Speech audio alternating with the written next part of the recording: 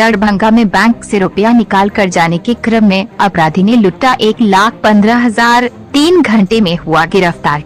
दरभंगा के बेता स्थित SBI bank से पैसे निकाल कर जा रहे व्यक्ति से बाइक सवार 2 अपराधियों ने लूटा 1.5 लाख रुपए, जिसके बाद दरभंगा प्रशासन हरकत में तुरंत आई और 3 घंटे के अंदर अपराधी को गिरफ्तार किया।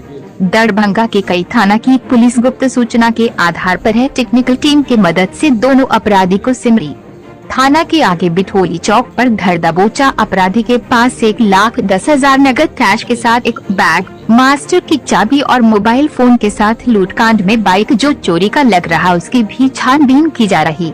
लेकिन बड़ी बात यह रही कि 3 घंटा में अपराधी को पकड़कर हिरासत में भेज दिया गया।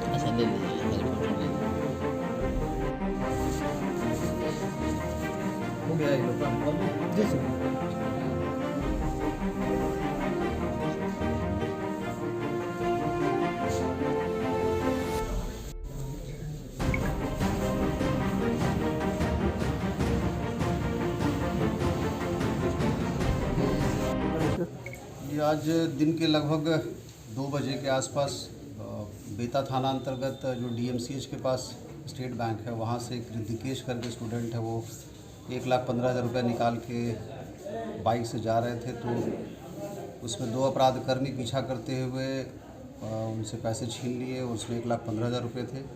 सूचना मिली, उस सूचना पे हमारी जो पार्टी थी, कुछ लोग थे गश्ती में, और जो हमारी टेक्निकल टीम थी वो सभी पीछा किए।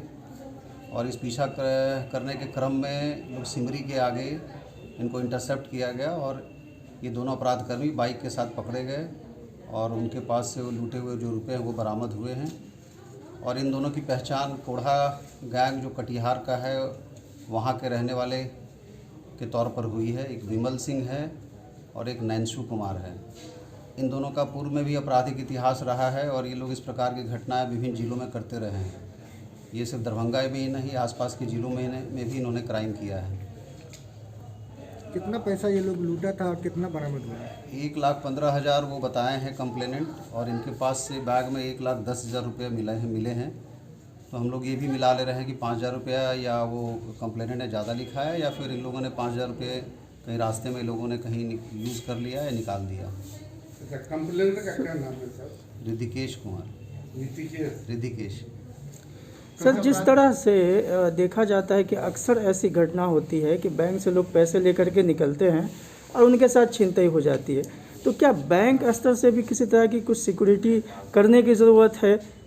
देखिए, तो जो भी अपराधी होते हैं वो बैंक से जब लोग निकलते हैं तो उन्हें एक सॉफ्ट टारगेट के रूप में चिन्हित करते हैं और उसका पीछा करते हैं और जगह देख के, कहीं पे सुनसान जगह देख के ओवरटेक करके छीन लेते हैं। सामान्यतः बैंक के पास तो घटना नहीं घटती, वहाँ से कुछ दूर हट के ही होती है।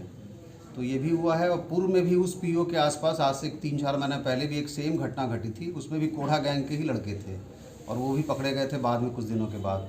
तो हम लोगों ने कोढ़ा गैंग पे जितने सभी हैं उनका डेटाबेस है, हम लोग उसकी मॉनिटरिंग भी करते रहते हैं।